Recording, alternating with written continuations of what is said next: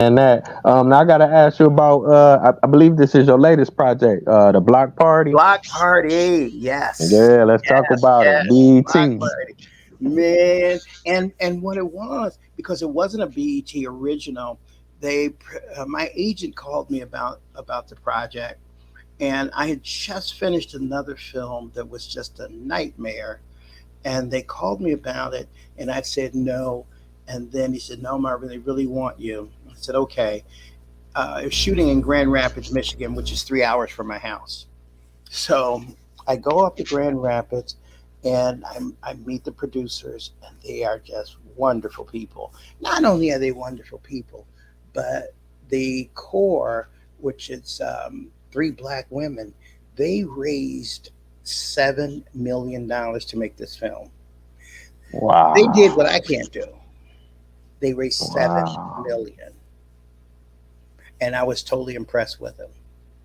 And then when I looked at the cast of icons, from Margaret Avery to John Amos, to The Lunel.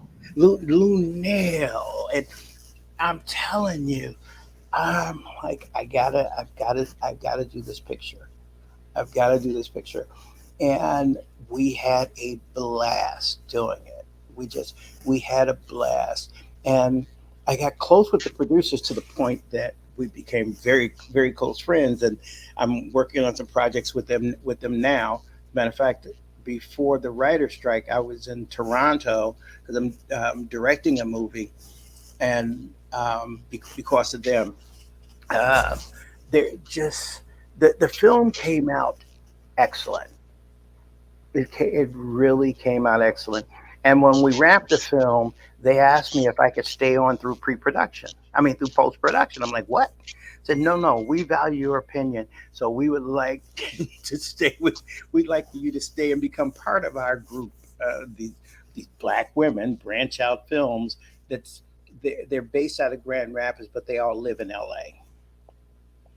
Yeah.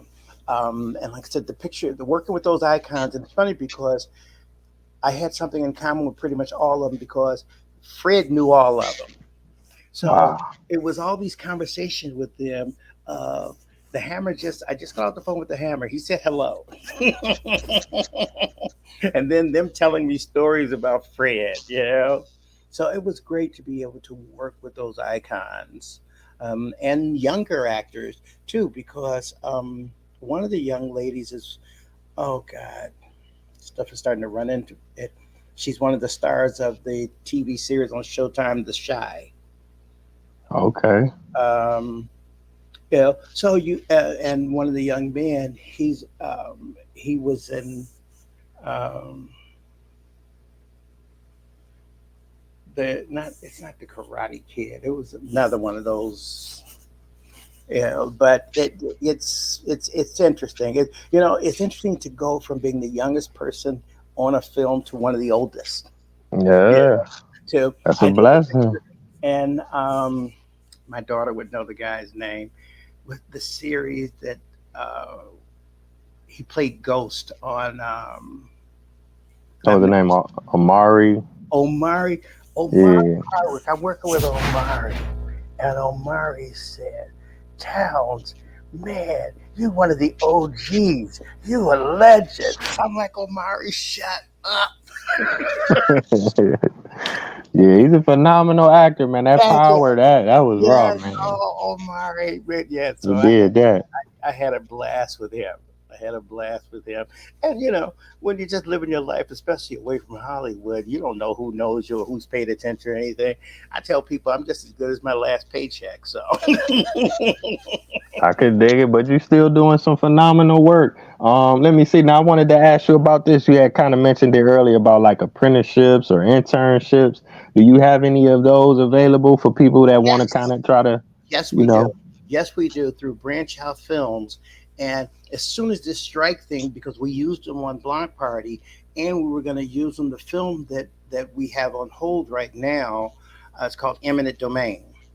And Branch Out Films, they are big proponents of internships, for people that look like us to bring them to the film industry. So as soon as this whole strike thing figures itself out, the answer is a definite, definite. Okay, I might see you my resume, man. I'm trying to Yes, get in please there. do. Please Okay, do. okay. Yeah, I email it to you. Now let me see. You done went through so much history. You done seen so much. You done experienced, traveled the world, shot films, met people. Have you ever thought about doing a book or some type of film or project in relation to your career and what you have accomplished? My wife has been saying, I can't tell you for how I listen. Yeah, so I wrote it ended up being like 10 pages about my life with Ali because I figured I need to write it down, otherwise I'm going to forget it. And my wife has been egging me on for years to do it. So I wrote it, and recently I let a couple of people read it, and one producer said, "I want to option this. This has to be. It's called Muhammad Ali and Me. This has to be. This is a movie. This is a movie." And there is an Apple TV series that's on hold right now, and it's about Ali. Mm-hmm. And as it turns out, one of the writers of that is married to a friend of mine who was one of the producers on Block Party. So Wow. she's actually from Michigan. His name is Gabe Roth. He's the brother of Eli Roth, the director, and they're also Quentin Tarantino's partners. Okay. Well, they came and they hung out at our house one Saturday when they were in town. And I sent Katie the story, and she sent me this long email saying, "Wow." Because I told her, I said, "Katie, I know you're doing this series about Ali." And she told me who her consultants were and all that.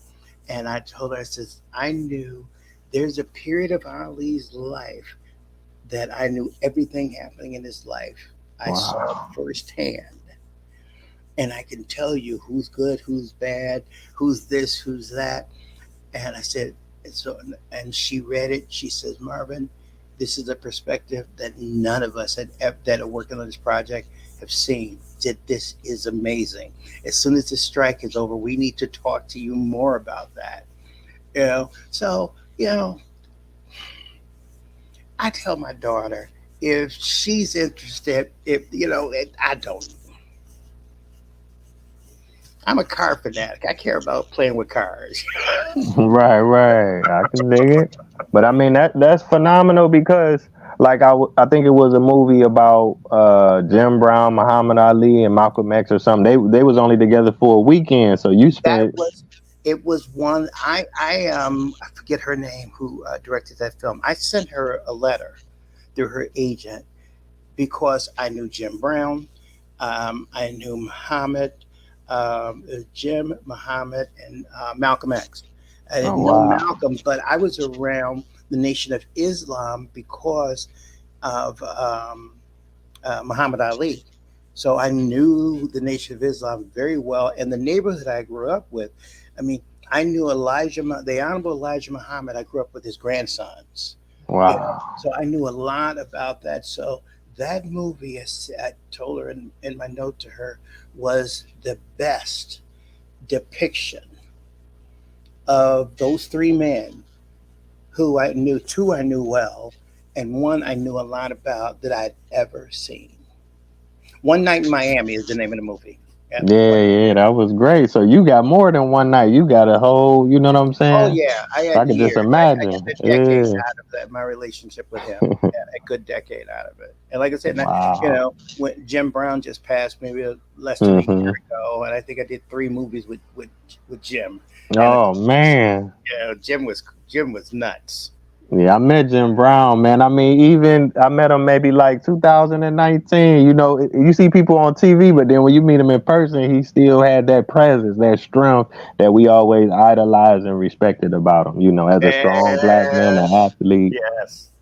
Jim Brown was definitely an interesting guy.